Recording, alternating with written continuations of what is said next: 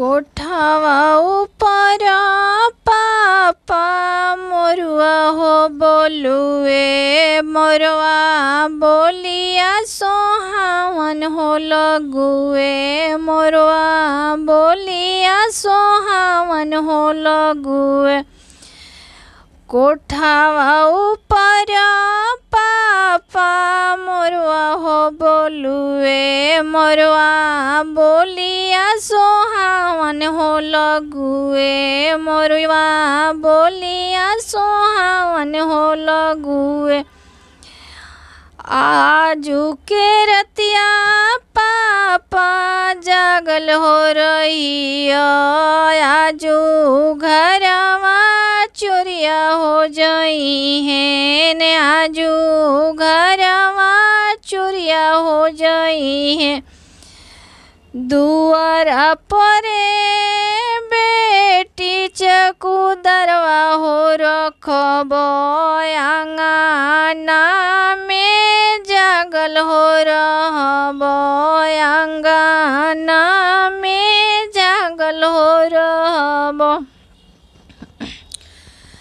दुआरा के पापा चकुदरवा हो सोहिए दुआरा के चकुदरवा हो सोहिए आंगना निर्भय हो होई है आंगना निर्भय हो होई है।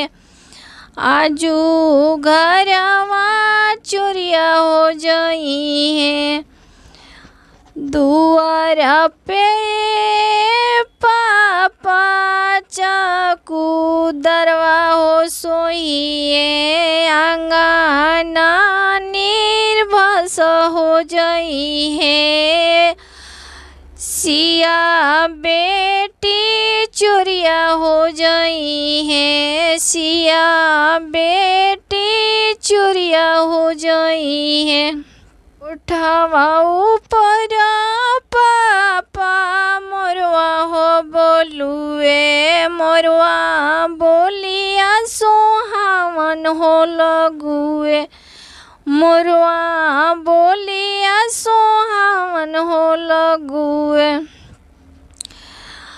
आजू के रतिया पापा जागल हो रही आजू धियावा चोरिया हो जाई है आजू सिया बेटी चोरिया हो जाई है।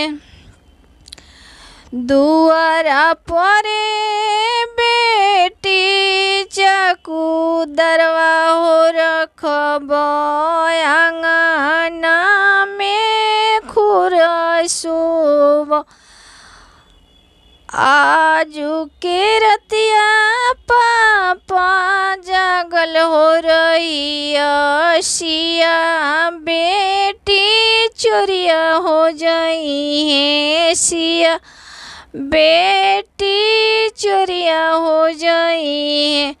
आंगना के लोगवा पापा निरभेस हो होई है सिया बेटी चोरिया हो जाई है। नांगना दुआरा के चकुदरवा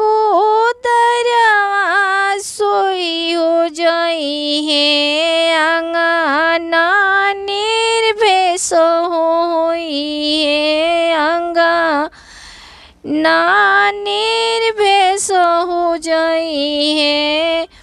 सिया बेटी चोरिया हो जाई है सिया बेटी चोरिया हो जाई है।